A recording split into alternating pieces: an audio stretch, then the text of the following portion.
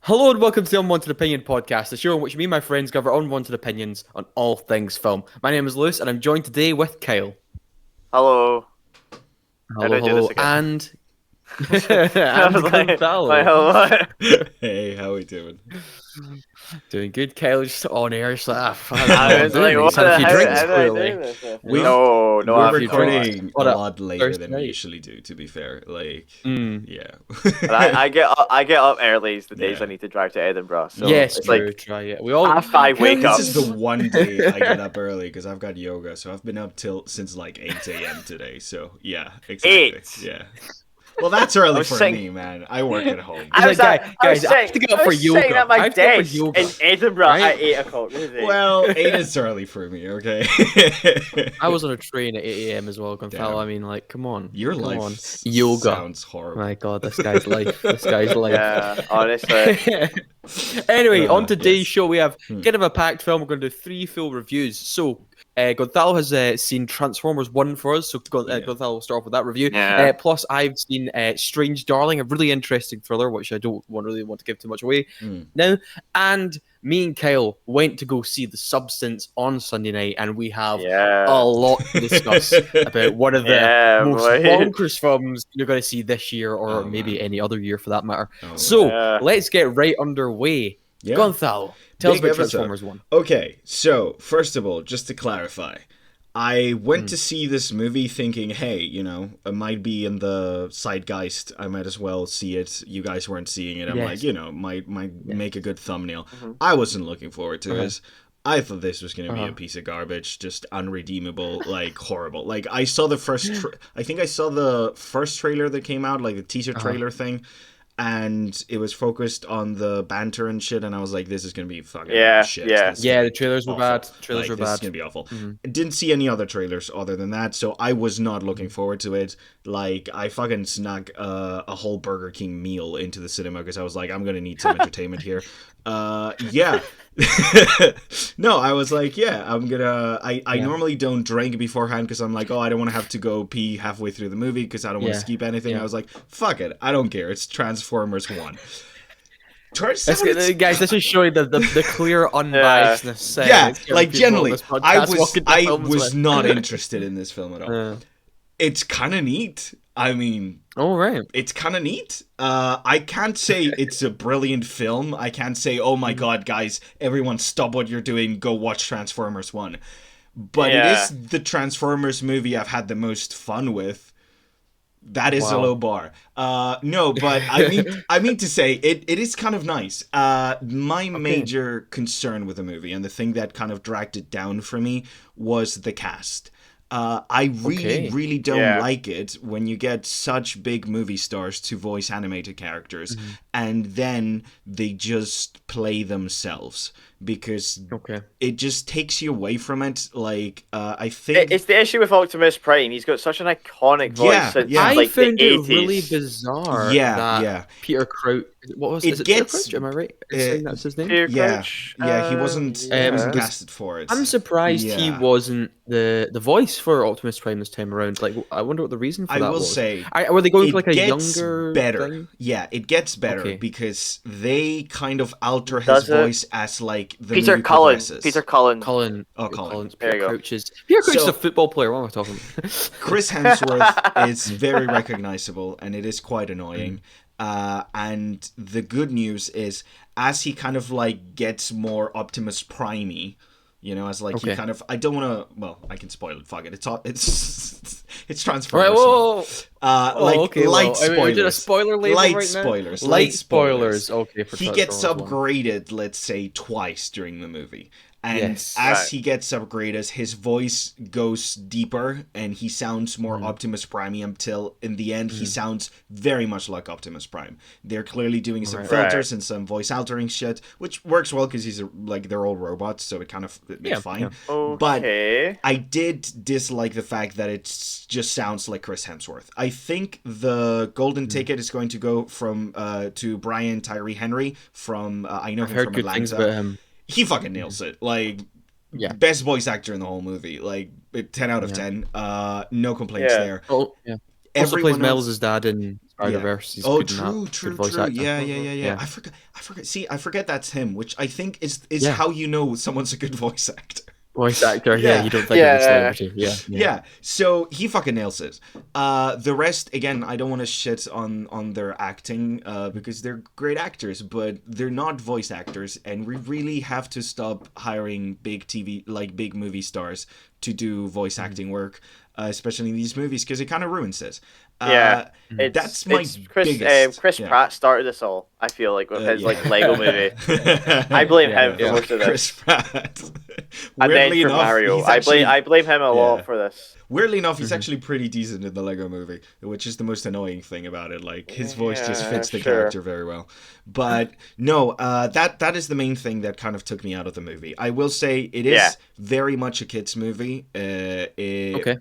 But it doesn't pull its punches in a lot of ways. I think it gets away with it because it's robot violence. So you do see a lot of very graphic things that would be horrific if it were to happen to humans happening to robots. Okay. Yeah, I do. Can I Yeah. ask like one thing about it? Because like Yes. my biggest issue I felt Mm. with this, and it's something that I always kind of liked with I dare say liked with the Michael Mm. Bay ones is, and this is another issue I had with like the recent Godzilla House of King Kong. I don't like it when you have characters that are meant to be these giant opposing figures over humans Yes. put into an environment where you don't really get a sense of the scale. Did you feel like that was like, because when I saw the See. Kong versus Kong times Godzilla Yeah. earlier this year, Mm. and they're all in that jungle world, I'm like, I have no sense of the scale. They could be the size of like regular people, and it doesn't really give me the vibe. See, I don't know who boarded this movie, but they did a really fucking good job with that. So Okay. you don't feel like the robots are bigger than humans, but because of so basically we're coming into a Cybertron that's just lost the war, and like there's a bunch of it's like a segmented society where like there's the super cool Transformers at the top who have all the power, and then there's a bunch of like non-transforming miners that are missing like their chest core that they used to transform or whatever. Because of that, they play with size difference a lot between the robot casts. So you don't have these robots are big compared to humans, but you do have these robots get more and less imposing compared to each other. So it doesn't really feel Right. like giant robots, but I feel like the reason it works, it's because it doesn't, like, humanity doesn't come into play at all, and we're just seeing robots, like, you know, a robot society kind of like thing. So for me, it worked just because you're like, they're not supposed to be like that. Them being giant doesn't really matter for the plot in the slightest. Yeah. Whereas like with something with Godzilla versus Kong, like the point is that you're seeing two kaijus fight. Yeah. The way it's shot more like if the robots were the point of view characters. I feel like in a lot of the Michael Bay stuff, the robots are always in a nap shot, like you're always looking up at them, kind of stuff, to emphasize that difference, and you get the you get the straight shots whenever there's dialogue scenes. The thing is, here the robots are the human equivalent, like our protagonist are the one-to-one, so you're not really looking up at them. And you do look up from their point of view because they're like tiny little miner dudes whenever they encounter the bigger Transformers and stuff like that, like the oppressors of the society or whatever. That's another thing I will say. They managed to put some interesting commentary into it. You know, some political ideas for the kids and stuff like that. I will say the second, like, it kind of gets more tiring as the movie goes along. I was more excited about the start of it. It was really solid, I felt, and the more that goes along, the more it kind of just like peters out. Like the plot maybe stretches itself a bit too thin, wants to introduce too much stuff, because at the end of the day, it is the whole like, you know, these two best friends are gonna become enemies by the end of it. But I think it would have breathed a lot better in a show. Ironically, like I would have actually I would have loved to see this like go direct to streaming as a show. Because it would have. I've got a question. So I know it's kind of like hinted that the beef between Megatron and Optimus, or whatever they're called in this. Is it a sense of, do they just have it as their pals for this film, or is this going to be like a thing where at the end of the trilogy they become enemies, No, or they're are they? enemies by the end of this. That's what I mean. Like they're Right. Okay. enemies So they're right by just the end they're of just this. kind of Yeah. jumping into it. Right. That's They're going okay. full on, which is good because they're See, not like, dragging it out. But I feel they're like not dragging it out, yeah. But do you feel like it was as rushed. much as It like a feels kind of cramped. revelation? Does it feel It cramped? feels Right. Okay. cramped. That's It fine. feels cramped. Their relationship is Yeah. sold really well to us Yeah. at the start. Like you really see them being good friends at the start, and they really work as good friends. You really do see the cracks of that relationship a bit, but it's kind of like always when you see these big budget, big films that are trying to tackle so much shit. Like the beginning and the end of their arcs, great. It's the transition between those arcs that kind of feels What would you say about lackluster. the animation just before? Really liked the animation. I was surprised. I Really liked it. wasn't fully Okay. sold on it. I wasn't really Yeah, it fully looked sold on like good. I the heads wasn't and the I wasn't faces and sold stuff. either. Yeah.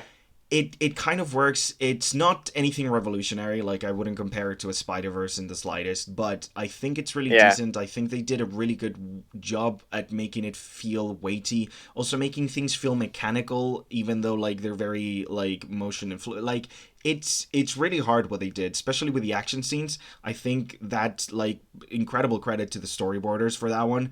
Like the amount of action scenes where they're transforming mid-fight and the creativity of like how they fight between each other and stuff, kind of awesome. Like I feel like in the kind of like Michael Bay films, you kind of see them transform once or twice during the fight scenes, and you have them like that big scene in the first one where like I think it's Megatron that goes from like a jet to like no, maybe it's Starscream actually, I don't know. Do you know the one where like they turn from a jet to a thing and smash through a building in Yes. slow motion kind of thing? Yeah. So like you kind of get that all the time, constantly. These are transformers that are Right. fighting against each other, constantly transforming, going from their vehicle form to the robot form, and it's kind of amazing the way they manage to like make that feel weighty and stuff and add it to the choreography. Again, I don't think it's a great movie. I think it's a decent movie. I wouldn't go higher than that. And the more I've digested it, the more I feel Okay. like, okay, so I would have fucking loved this movie when I was like tween. Like this would have been my Yeah. jam. Like I would be drawing fan art of this shit and like making up my own Transformers and whatever. I'm kind of sad this isn't how the Transformers as movies started. I feel this would have been a really good Yeah. starting point for Transformers as But films. before, like Michael, like if this was the first Yeah. Michael Bay film. Yeah. I would have Yeah. liked this to be that. Yeah. Okay. I think we would have gotten a lot less references to legally dating a 16-year-old if this had been like the Yeah. start of that franchise, you know? I know, Uh, but cinema peaked when that happened. Yeah. So, can't argue. But no, Right. yeah. So what are you scoring this thing, Gonzalo? Thinking about it, I'm probably gonna give it like a 7 out of 10. I had a fun time watching it. I would Okay. highly recommend Okay. taking like if you have young kids to watch it. Like I think they're really gonna have a fun time. But I'm not I gonna don't. tell people to. Thank you, Kyle.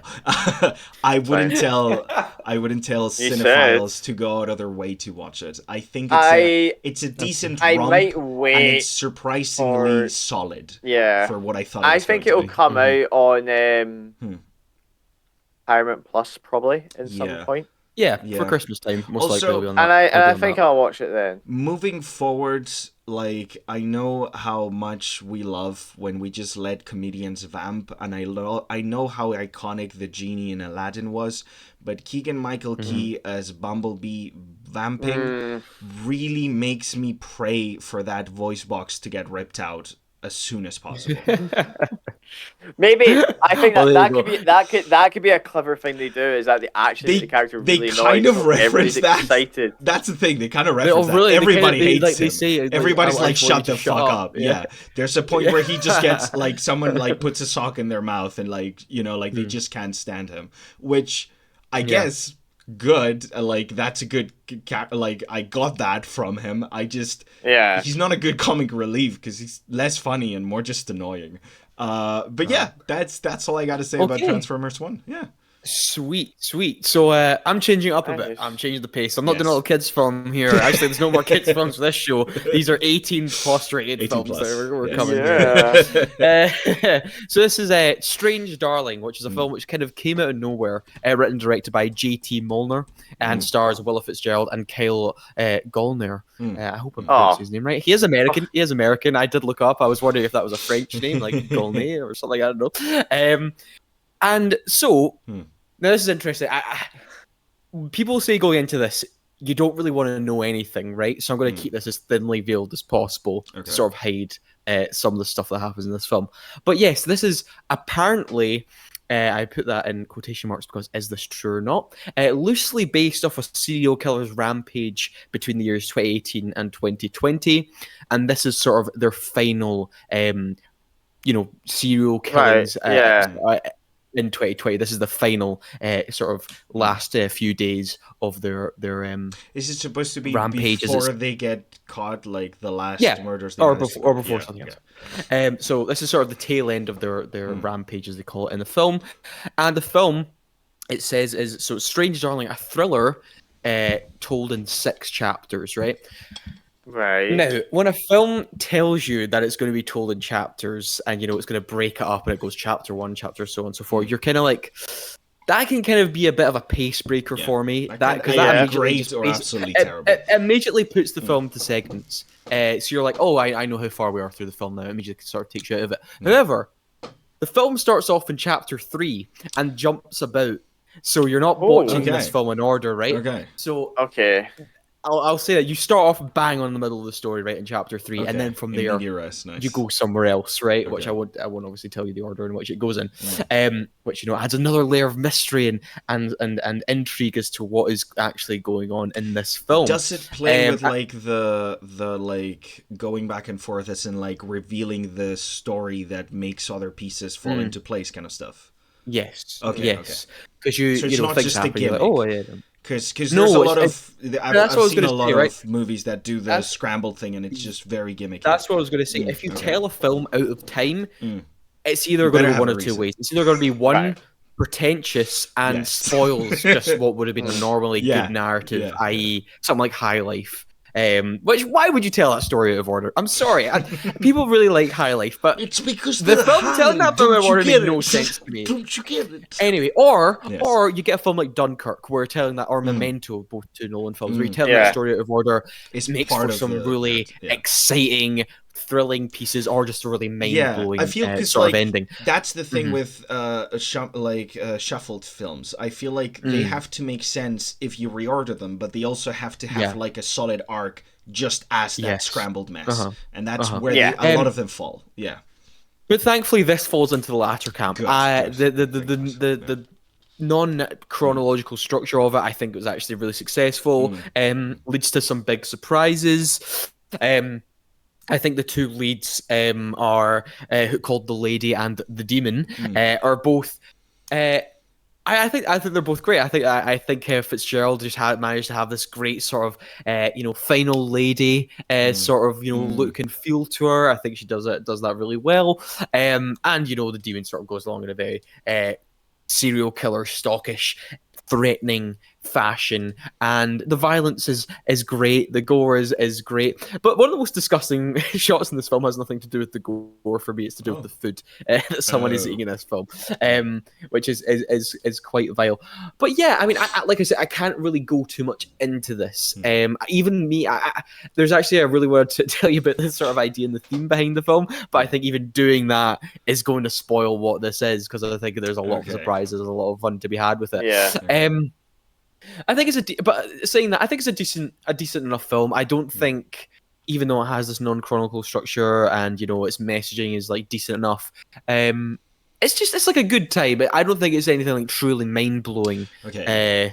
Like something else we're gonna go ahead and talk about here as well. Like, but would you say it's easy to digest, or is it one of those films that you have to think about them and like rewatch them to kind of understand them fully and stuff? I don't think this is one where you really need to rewatch to really understand what's going on. It's definitely like in the moment you're like, oh, okay.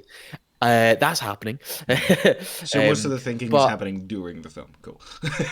yeah, for me anyway. But I do think it's a really fun. I think the release timing of this is great. End of September, beginning of Halloween Spooky time season, sort yeah. of film. A good Halloween thriller. time, yeah. It's not super scary if you're not really into horrors. It's more of a thriller than it is a horror. Okay. Those are two different things. And Yes. yeah, there's just some really funny scenes in this as well. Actually, I think there's actually some good laughs as well to be had as well. Some thrills. Yeah, so I'm gonna give Strange Darling a really strong 7 out of 10. I think it's a good time, and I really like you guys to check out so I can actually talk to you about what happens in it because I don't really want to spoil it at all. Because it does have some surprises. But anyway, Did you see let's that get on- Glasgow Film Theatre, or was that a Cineworld?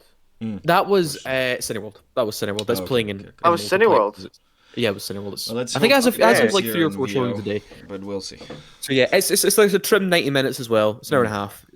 It's good. There might be some scenes in there though. I think. I mean, it does tell you obviously the rating, for strong violence, and sexual violence as well in there. So there's the Very cautions slasher. for you. Yeah. Yes. So let's get on to the substance, the big film that's happening right now. The sort of the one that has the big film that everyone is talking about. So this actually premiered at the Cannes Film Festival earlier in May this year, and actually won Best Screenplay at the festival. So high honor there for Coralie Fargeet, who wrote and directed this film, which stars Demi Moore, Margaret Qualley, and Dennis Quaid, which me and Kyle, when we first saw the trailer for this film, gasped that Dennis Quaid was in this film. It was a Because- proper gasp of just pure excitement. Yeah. Because, look, Dennis Quaid, I know this is a weird detour we're going on here, but if you've ever seen the sitcom Merry Happy Whatever, watch that and please tell me if you believe Dennis Quaid is not drunk in the filming of that thing. And also, he's just such a weird guy that when I see him in something, I'm like, oh my god, like he's in that Reagan film. Did you see the John Carpenter review for that? Yes. Yeah, that was brilliant. Reagan. I don't think that's actually John Carpenter, but it was a funny review nonetheless. It was a good review no matter what. Not to trailer was detract from the two real stars from this. So I know. Yeah, the real stars. Focus up. Yes. Anyway, so yes, Demi Moore plays this character, Elizabeth Sparkle, who is this long-running TV yoga, Pilates sort of fitness instructor who's been doing this really since the 80s, and now she's sort of at the tail end of her career. The film actually opens kind of with a shot of her star on the Hollywood Walk of Fame and sort of seeing its deterioration over time, which obviously the whole thing about aging, which we'll talk about in this film. And so her sort of big producer Harvey, who's played by Dennis Quaid, she overhears him talking about that. It's over. It's time to let her go. She's too old. She even calls her as old as the original King Kong, and we need a new pop star. And so she hears this and feels obviously very, very upset. And in another dinner exchange, she's sort of kind of told that time is up. It's time to move on. However, after hearing all this news, she then gets a phone call about this thing, or it's not a phone call. Sorry, she has this accident, and then a doctor tells her that gives her this number, saying this thing changed my life, and gets this number. And she hears about this thing called The Substance, and it does what it says exactly in the trailer. She sees an advert for it, and it's about do you want to a better, younger, more beautiful version of yourself? And so she hesitantly agrees to it. Okay, fine, let's see what this is all about. And in doing that, you get some really, really interesting body horror and psychological horror. And once she sort of takes the substance, she turns into Sue, who they say is one and the same person, but are they really the same person? And the whole idea about that goes on here too. Well, can we? You say turn into? Is it fair enough? Because the posters have like a they very. Say you are, yeah. They say you are one. Is what the whole advert is saying. Can we go into a wee bit more depth of? She doesn't turn into. It's no. She's sort of birthed out of. Because Elizabeth the poster is the stitched back. The stitching of the back. back. So it's like that's enough. Two bodies basically. It's not like she like morphs into it like a. No. So like bodysuit Fantastic. style. And it's also Fantastic. it's Yeah. bodies that you have to look after as well. It's not like you just like I've Oh, seen. the Good, Mikhail, company you don't does transform. an amazing packaging on it. It's The insane. The packaging looks packaging. fantastic. The instructions are that- clear. It's proper the Gremlins instructions were- instructions as well. It's Yeah, like, it's here's what you need to do. really? Just do brilliant. that.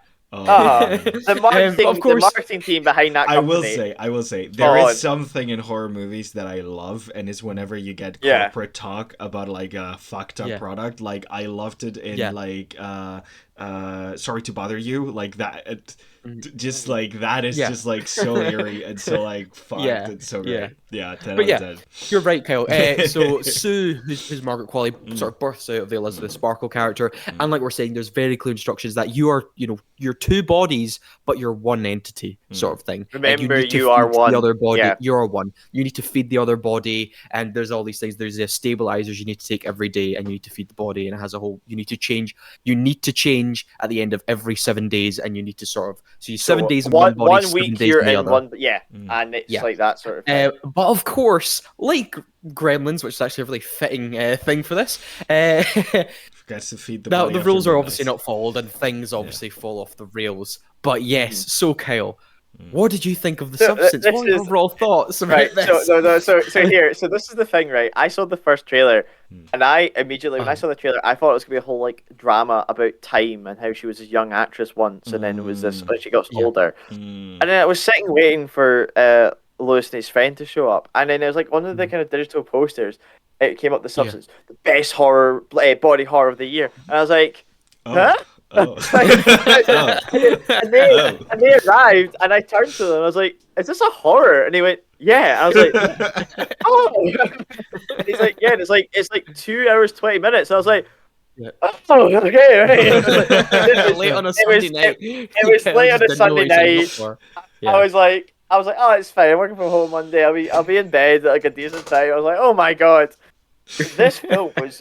Absolutely bonkers. Now the funniest thing for me this film, there's two funny things I found was that the first scene, which I thought was for like how you get those production companies that have like the really weird like 5-second clips. Yes. The first scene on it. Some production company logos are out of control. Yeah. Honestly. So the first scene of this film was is basically them kind of like briefly showing what the substance is, and they injected egg yolk, and the egg yolk pops.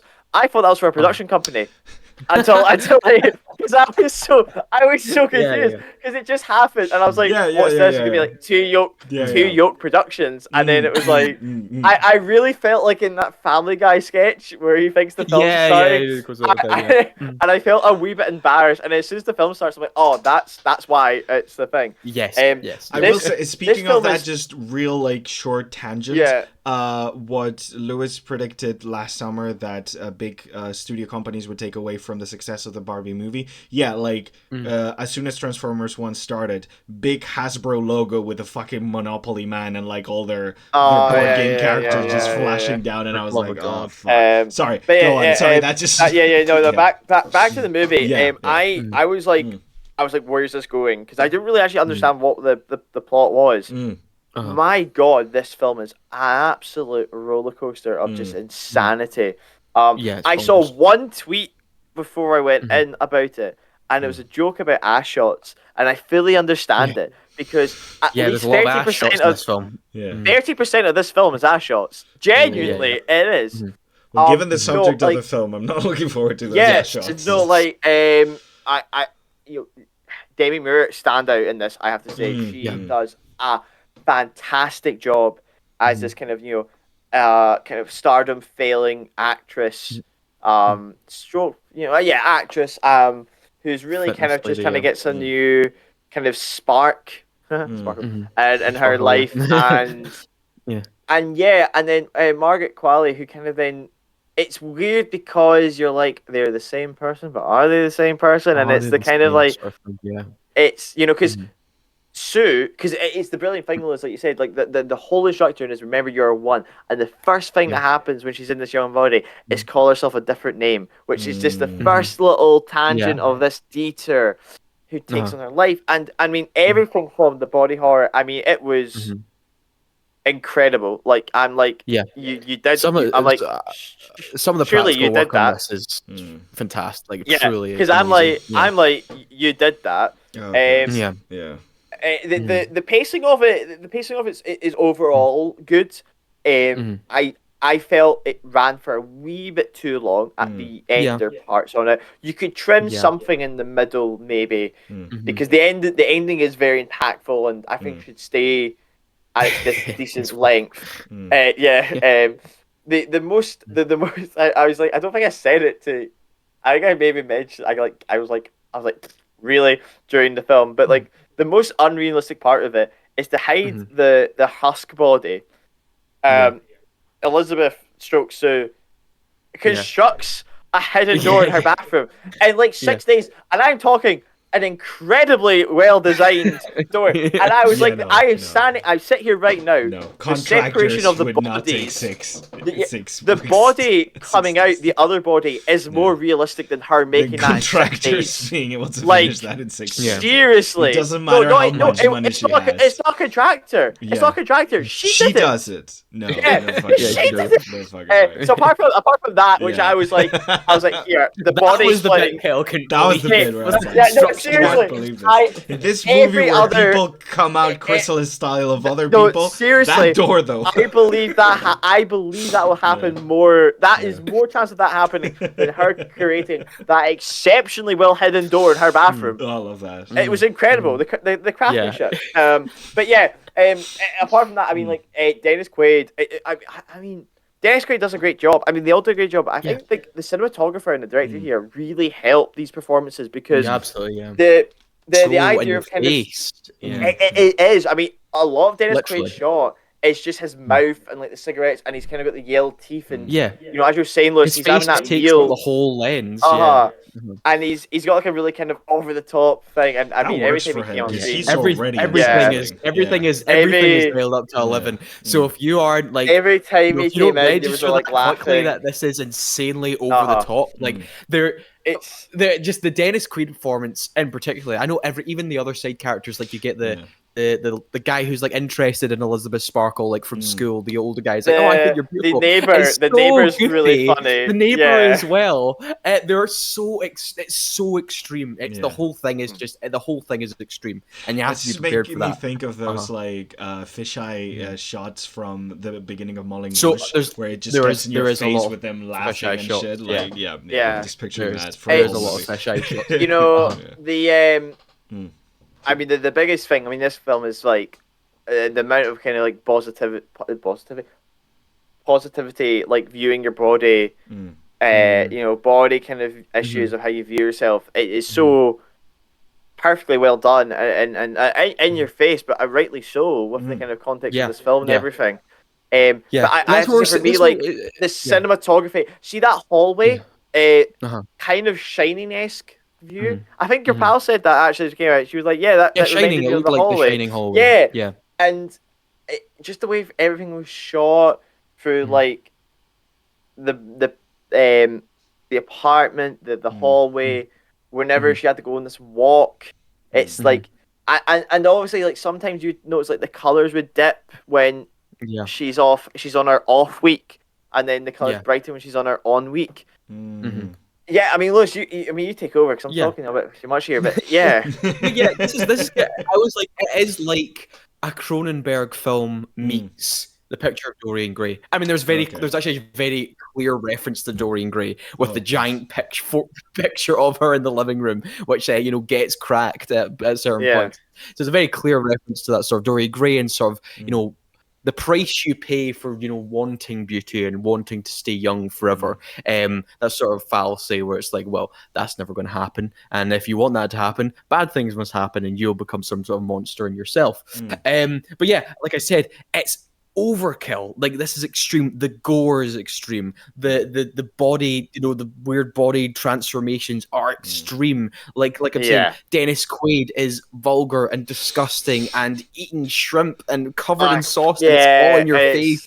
And all the men in it, all of the men and the producers are like skipping after women in like burlesque gear. It's proper insane shit on screen, but I kind of love that. I loved how extreme it was, and it's very, very purposeful. But I think the main thing to take away is the relationship between Elizabeth and Sue. And look, there's that sort of, because the whole thing is about, impossible beauty standards. It's impossible, like the entire world that sort of Demi Moore and Elizabeth Sparkle inhabits. Like, oh, she's reached it's a significant birthday. It's her 60th birthday, and it's like, okay, well, your time's up. It's over. You're not beautiful to her standards anymore. It's time to get someone younger and what we consider more attractive. And that sort of like, it becomes when, especially men push those standards into a world, especially like a very toxic beauty standard world, somewhere like Beverly Hills or Hollywood, especially. What that does more so than anything else is it puts women against women. Women see the other women as the competitor, not the men who've put them in this competition, right? And that's the sort of main thing going on here, is that Sue and Elizabeth Sparkle hate each other, even though they're not the problem, right? They're not the problem at all. And they're meant to be the same person. Even though they're the same person, they also hate themselves. Like, that's the kind of the point. She hates herself. And I think obviously food plays a huge role in this. Like with Elizabeth Sparkle, like the sort of the way that's even increased and dialed up to 11, it's just like, oh, disgusting. She's not taking out the trash with all this rotting food. And then that gets taken to the extreme, and how food is used to sort of attack the other women. I really like that stuff, how men are never really in the firing line at all in this film. Like, they don't go after any men in this film. They don't go, oh, it's the crummy patriarchy. It's this Hollywood, everyone's got them super hot and young. That's the problem. They take out on themselves and the other person, the same person. You know what I mean? It's sort of, kind of, but like the idea of another woman that could be younger, more successful. There is do you know, it's like there's a scene, like, especially when Lewis says Elizabeth gets gifted a present from Dennis Quaid for leaving, and it's a French cookbook, if I'm right. It is a French cookbook. Very very kind of bizarre. And there's a scene where it's almost like a binge eating scene where she's cooking and eating. And the weird thing is, I'm saying here, I'm like, this does more than I think The Whale did in its entire movie in like 10 minutes. Especially in that binge. And you're right in saying that, like, they hate each other because Elizabeth will come to consciousness and see the party mess that Sue left. And then Sue will wake up and see the binge eating and the fact she just sat on a chair and watched TV for a week. And there's a great thing because they have these calls with the company, the substance company, right? And it's always just them venting about each other. And he's like, remember, you are one. And it's like, the guy over the phone at the substance company. I love how direct and blunt he is. He's so funny to me. Good. He's just he was so good. Do that. He's like, remember, you are one. So and she's like, what? And it's like, kind of feels like a meta message about like women. Like, remember, you are one. Like, you're all in this together. Exactly. Gonzalo, every time he doesn't even see the film, he hears us talking about it and then immediately puts it in a much more concise way than what we were rambling. You guys do good reviews. You guys do good reviews. So I'm just listening here and like adding to what you guys are saying. Because this but even like really when it does. When it does get to, like we're saying there's hundreds of Margaret Qualley and the other fitness instructors doing their dance, and there's just the shot. But that's what I mean when it's saying it's overkill. It's not attractive because it becomes just so obsessive, and so many times you're just seeing the same shots, and you're like, it's oh my god, to put you in that mindset of like. But it's just like that's what everyone wants to see. That's what everyone wants to see. And I thought we just talked about the first Transformers movie a little bit ago, the fucking amount of gratuitous sex, like fucking butt shots in that movie is incredible. Hundreds of like little like East. I mean, also like you have Michael Bay. Like, I was weirdly enough reminded a bit of Pain and Gain in this film. That makes a lot of sense. Of how sort of like the extremes that in that film, the guys and the stuff they take to get really big, and that becomes really disgusting as well. So I was really reminded of Michael Bay's Pain and Gain, how kind of extreme that one goes. But there's so many, like we're talking about. There's Kubrick references. There's Cronenberg references. There's a huge direct reference to the Fly film, which I won't spoil because that's in the third third act. Like I say, there was Dorian Gray. There's even shots that are like Lost Highway and Mulholland Drive, two Lynch films. Wow. And I'm just like, I mean, obviously it's set in LA, and I mean, the ending really, well, I can't really spoil it, but anyway, I was going on something there, if you know what I'm talking about. Okay. But anyway, Kel, we're just rambling on. The substance is great. What are you gonna score it? You know what? It's a bit hard. Because I don't know. The more I think about it, the more I really, really like this film. I'm thinking so. As well. You guys are very excited about this film. Do you know what? See, after thinking about it, I'd love you. Sure, I have like some pacing issues, but it's just because the ending kind of makes up for it because of how just. And it's also, guys, it is funny. It's like disgustingly funny. It's like freaking. I'd be laughing at this. Wait, sorry. Could we talk about Lewis, the person in our cinema?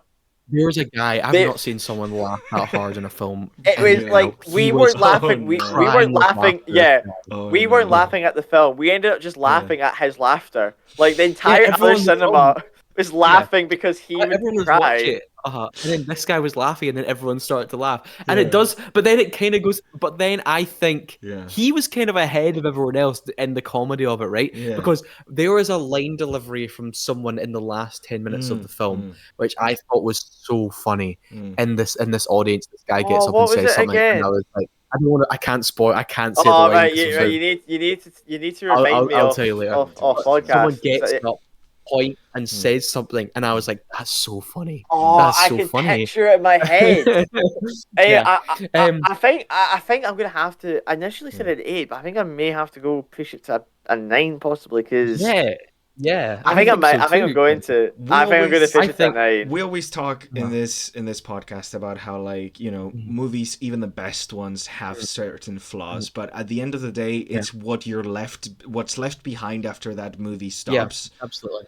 Yeah, and, like, it seems like you guys were left with a lot from this one. Yeah, we were left with a lot, and like you can, I was like, that was great. You know, initially when you but it keeps cooking, man. It keeps cooking. It's absolutely still with you. It's not gonna I've updated the Letterboxd review. It's a 9. It is a 9. It was like a really solid 8 when it came out of it. But I think it's also because it is a bit disorientating, because it's like, it's dark and it's grotesque, and so, like, genuinely, I couldn't look at some of the shots because of how disgusting it is. I'm having trouble wanting to see it because of how I'm expecting the body horror to be. Some of it can genuinely, like I said, I had to look away at certain points because of just what they're doing to the body. But like I'm saying, even when you're laughing, there is this undercurrent of sadness throughout the whole thing. Like you are left like.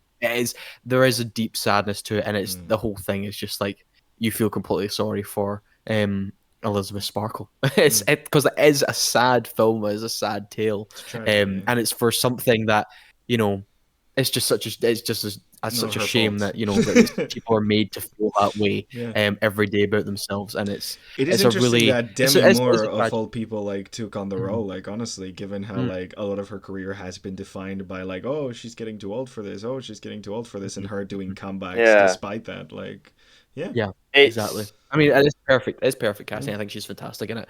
I think it'll easily win some Oscars, especially for like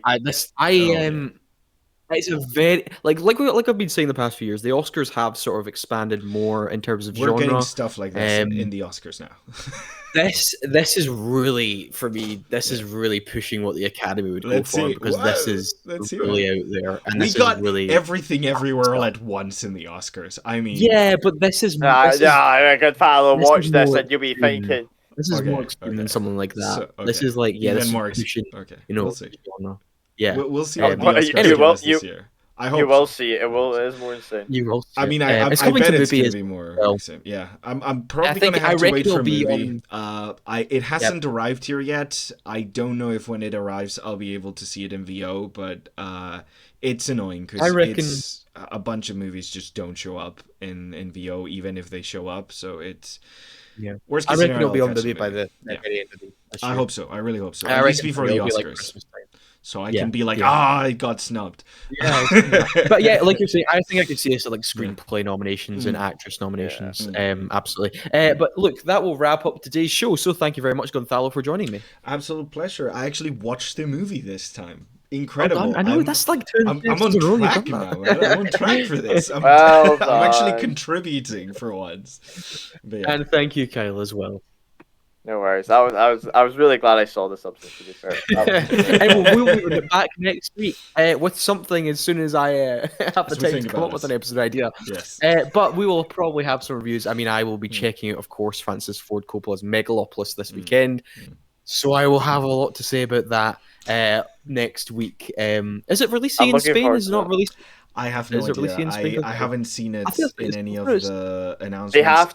They have to train all the Spanish cinema workers to speak in English for that one scene. No, that is the thing. Like, there is that one scene where, like, so I don't know if that's gonna make it. I would love it if it's just one random Cineworld employer who has to stand outside of all the Megalopolis things and walk in. Oh gosh. I don't think that's what I hope they put someone with a really thick Scottish accent. That's my wish for you guys' viewing experience, you know. Anyway, even we'll have something cooking next week, and of course Megalopolis, which will be very interesting to talk about. But look, we just give our opinions on The Substance, Strange Darling, and Transformers 1. But at the end of the day, those were our unwanted opinions. Thank you very much.